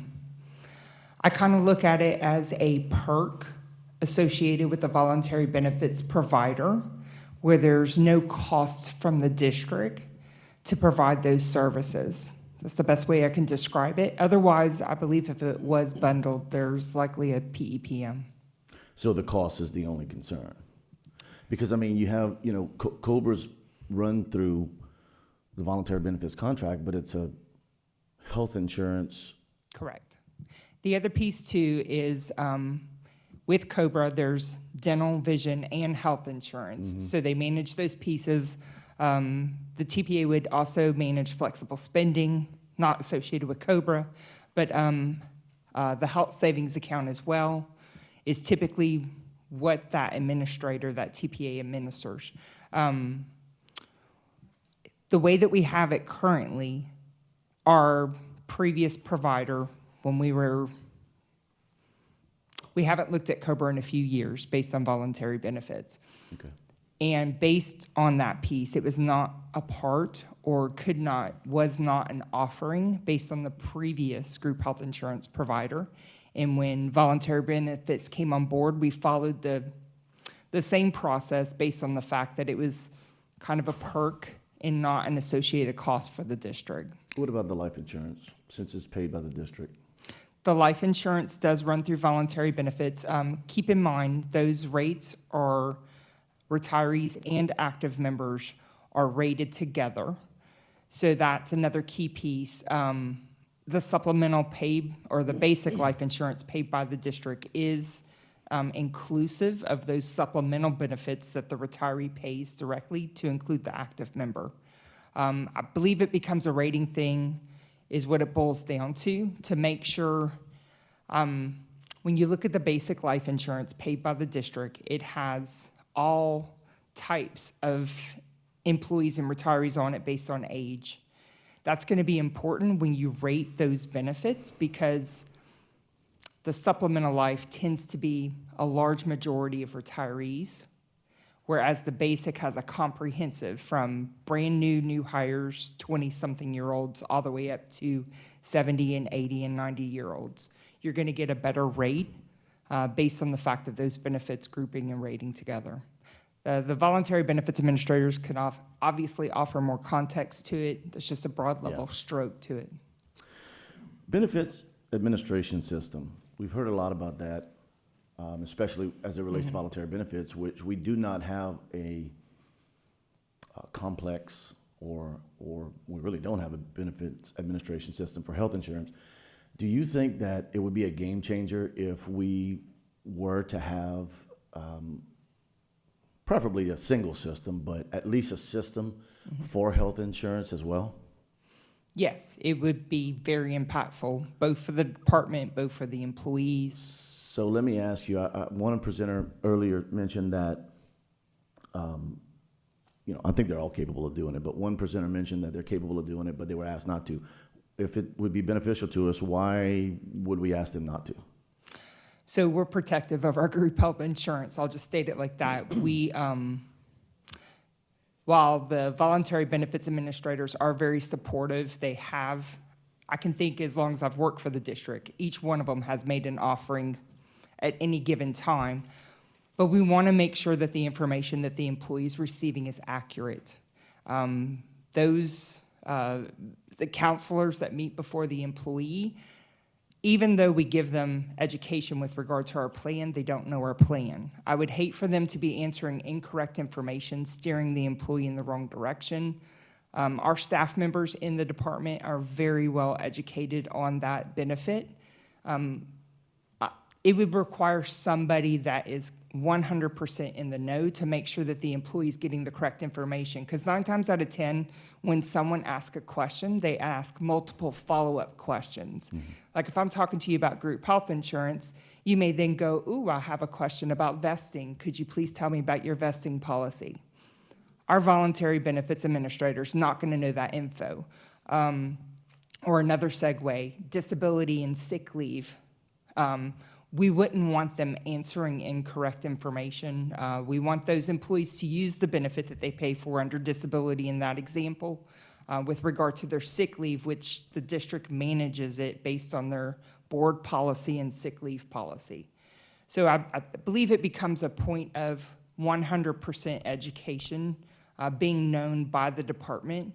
We feel very protective in making sure that our employees and our retirees get the correct information. That's fair, but if a benefits administration system would be so beneficial, then why haven't we implemented one? It's costly. I don't know the correct figures, but I'm thinking it's upwards of $300K. Well, we've seen with Meritain subsidy money come back. Why couldn't it be the same? It could. If there are subsidy dollars available, then I believe we could look into something along that line. That's it for now.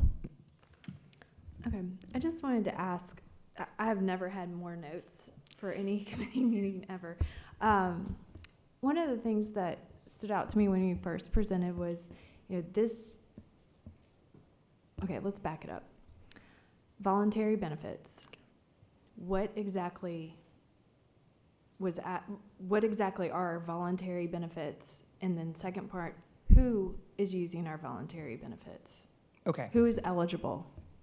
So voluntary benefits are every other benefit except health insurance. So cancer, critical illness, long and short-term disability, dental, vision.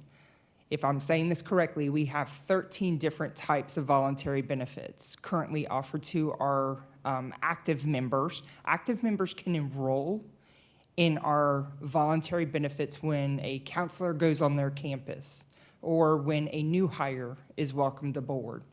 Our retirees, so when a retiree goes from an active status to a retiree status, they're eligible for certain benefits. Typically what's on their payroll at the time of retirement, there's a catch-all now with our vesting policy that they have to be enrolled under our group health insurance for at least 5 continuous years prior to retirement. But with regard to voluntary benefits, it's every benefit on their payroll with the exception of flexible spending and short-term and long-term disability.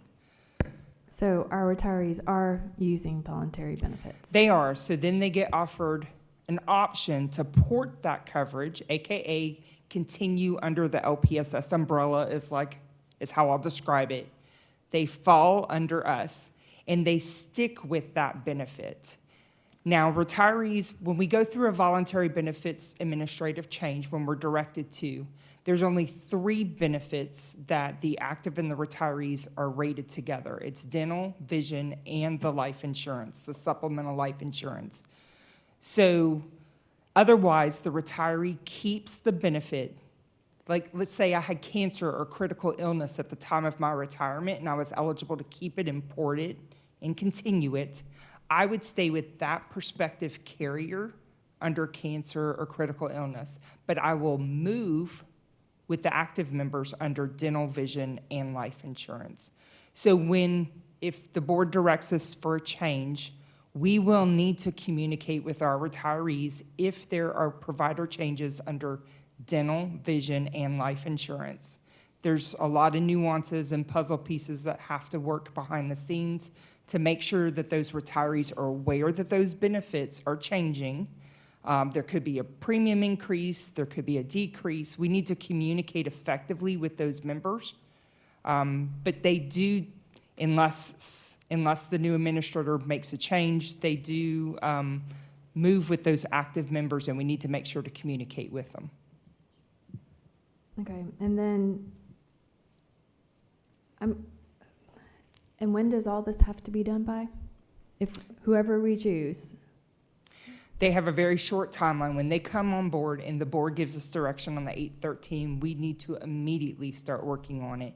I have probably 6, possibly 7 weeks that we have to be 100% go ready and start open enrollment, start communicating with active members and retirees. We need to front load it as well. We had another presenter here say that that was super important to make sure that they're aware of what's coming. We have been meeting with new hires that have been coming to our new hire in-service orientations over the last couple of days. We have been preempting that. We have been working with a retiree focus group ahead of this, knowing that the board may make a change. So just trying to get the word out in as many avenues as possible. And then we will need to go full throttle once the board gives us direction. We do have a short amount of time in order to communicate with them so that members can effectively and actively do what we need them to do. And in some instances, they may need to act. And if they do not act, in some instances, they may lose benefits, both active and retired members. It will require action on their part. So it will be important that our communications are understandable and spot on, and that our members are opening up those communications to be aware of what's happening at the district. So historically, when we've switched before, what kind of timeline did we have? Typically, we've gotten board direction. I believe the latest has been June of any given year. It's typically by April or May. So the timeline has been a little shorter based on where we are today. So we're about 4 or 5 months behind. Yes, ma'am. Okay, and so would you have to hire more people in your department? Would that be needed? I mean, how do you handle all No, the ma'am. extra We've work? been, based on the fact that we did start to work through the RFP process, knowing that it would go to the board, we've been trying to work ahead as best we can, having multiple A, B, C, D options available to us in case a wrench gets thrown, and being able to pivot to whatever direction the board gives us. But no, we are prepared to do whatever the board directs us to. I've got an amazing staff that can make this happen. I just need people to listen to our communications. It's going to be utterly important that if they see an insurance communication via text, via email on our department website, that they pause, they take a look at it, they read it thoroughly, read it again if they need to, and then act upon it, whatever we're asking. We're going to have workshops. If the board directs that we're going in a different direction. We are going to try as many touch points as possible to make sure that our membership is aware of what's occurring. Okay, thank you.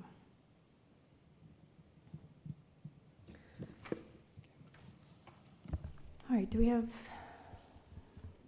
have a motion? Do we have any recommendation? I mean, I do have a suggestion, but I do have 2 questions for the superintendent before I make any suggestion.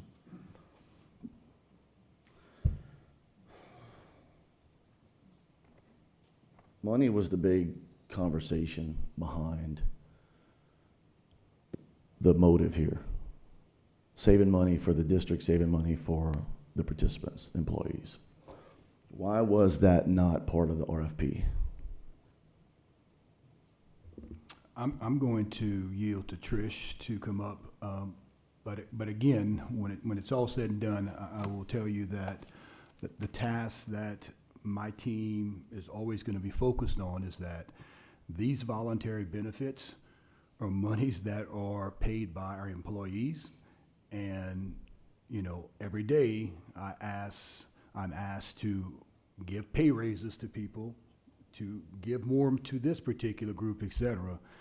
And if we can find ways, even in health insurance, even in voluntary benefits, to not take money out of people's salaries, then it is a cost savings to those individuals when it's all said and done. To me, that is important. The second is, y'all all know about Fund 80, and we have been dealing with health insurance issues, and I think we are trending in the right direction. This life insurance, regardless if it's picked with or it's put together with the voluntary benefits, this is what this board is having to look at, because if these things keep going up, because our retirees are on life insurance. In most school districts, retirees are not on life insurance, but this district has provided life insurance for our retirees. When you do that, you will pay for that. So what I'm saying is those are things that I will tell you that regardless of who it is, I'm going to be talking to these 3 people about doing just that. Save our employees more money, and make sure that you save our district money, because our Fund 80 needs to get a fund balance. And that fund balance is something to where we have to be able to move into areas where 1 year after another, we don't know what's going to happen with health insurance. So Trish, please address how our approach was as far as this RFP and why specifically money was not that option. Okay. In order to complete a market check, you have to give census information. To give census information, it requires you to send files to those prospective vendors to take a look at it. When they're assessing it, underwriters are going to take a look at the broker who's making that request. Based on that request, it has a lot to do with negotiating power of that particular broker and what they're bringing to the table. You cannot have multiple proposers taking your census information, going to the vendors, asking underwriting to take a look at the census information, and then expecting them, when a lot of them are shopping the same carriers, and then expecting to come back with a cost-efficient, best-in-class premium. You're just not going to get it. You really need to award that contract to the best proposer that you believe to be available for them to go and fight for you based on their leveraging and their negotiating power and what they can bring to the table for you.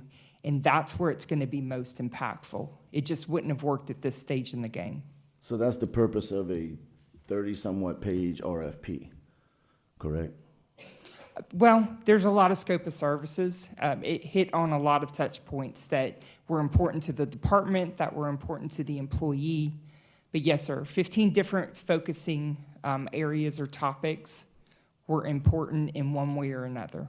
Because I thought what you guys did here by making this anonymous to the scorers, I was impressed with that.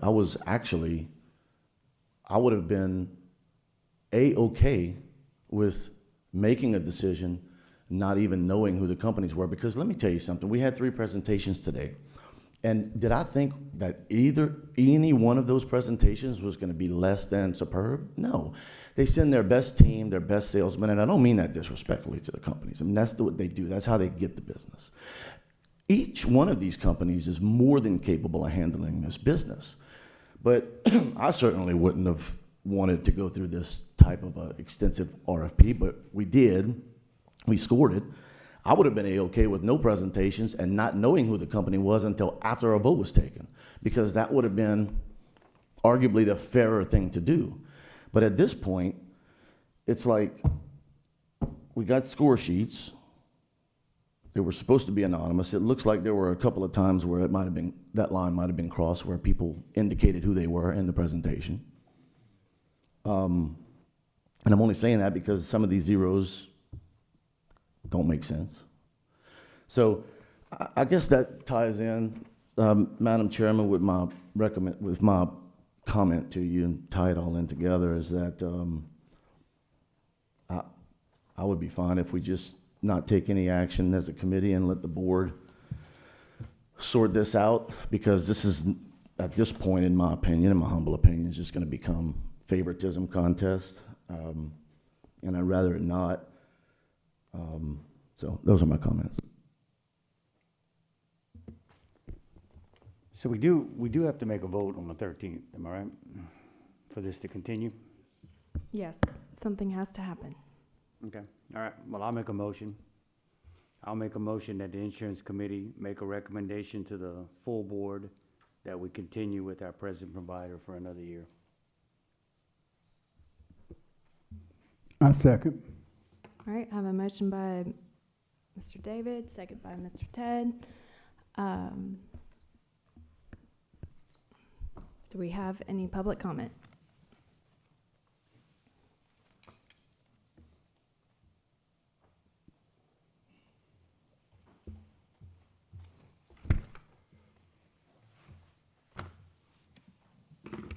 Hi, Katie Landry, retired educator. I fully support that motion.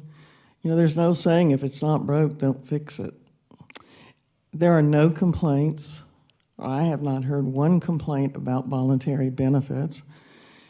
It seems to be running smoothly. I guess I'm perplexed that we had an RFP for voluntary benefits and not health insurance, since there are many more problems with our current health insurance.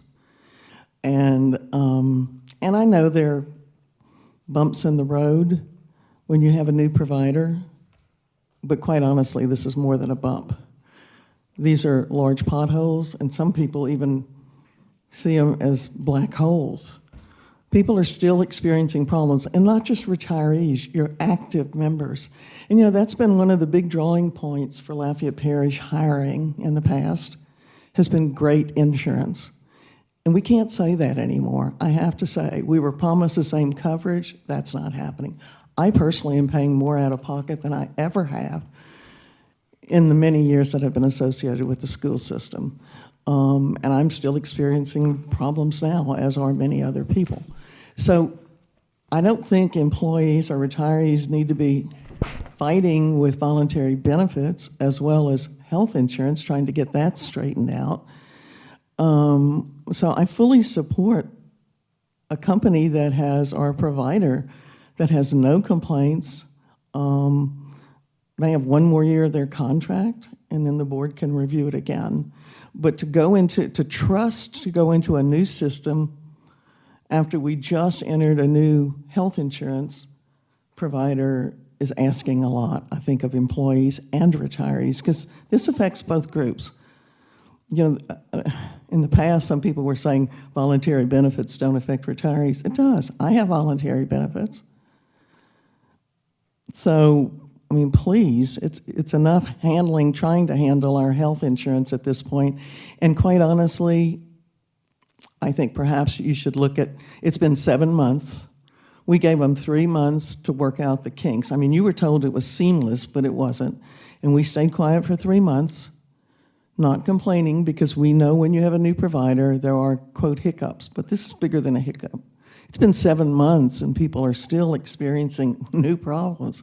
So I would suggest perhaps you look towards an RFP, since it's a 1-year contract with 3 years optional, that you look at that, to be fair to all employees. But I do support your motion, Mr. Lejeune. I think it's fair to employees at this point. Voluntary benefits is least affects the general fund than health insurance and some of the other insurances we have. But as a retiree, I fully support the motion. Thank you. Do we have any other public comment? Okay, seeing none, we move to board comment.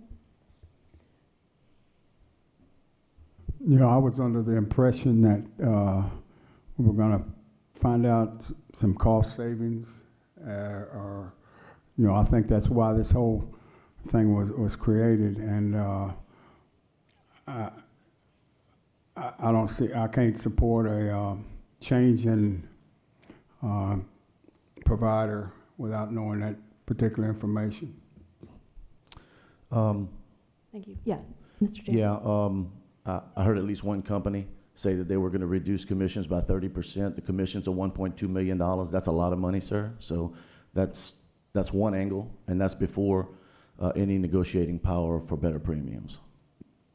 Thank you. Do you have any more comment, David? Okay. We've heard a lot today, and you know, Miss Landry was my sibling's principal for forever, and I have a lot of respect for her. I have to agree with you, Miss Landry. I'm a little concerned about the timeline. I'm concerned that we just changed insurance companies and we're having some issues. The one thing that I am hearing today from, you know, from Marsh and from Gallagher is that they want to bundle our voluntary benefits with our health insurance, and that it could be a cost savings. And so when we're in this crisis of trying to figure out how to keep great insurance or go back to great insurance, you know, opinions are out there. You know, maybe we should look at this a different model, you know, because we are looking at everything possible to try to have a fund balance in our insurance. So I agree with Mr. David here. I don't think a change right now is where we need to be, but when we have the time and our staff is not going to be overloaded with trying to change systems again, I think in proper timing that we should possibly look at a different model, or at least entertain the ideas. I think that in the spring, whenever we have time for our insurance companies to put something together, I do feel that this is rushed. And with the start of a new school year, and this timing is poor. So, any other comments by the board? Okay, seeing none, Madam Secretary, I call for the vote. Ms. Mason? Can you remind? Yes, I support Mr. David's vote. Yes. Mr. Hidalgo? No. Mr. Lejeune? Yes. And Mr. Davidson? Yes.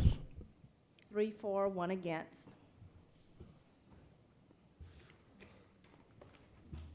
All right, motion carries. And we have nothing else on the agenda, and this meeting is adjourned.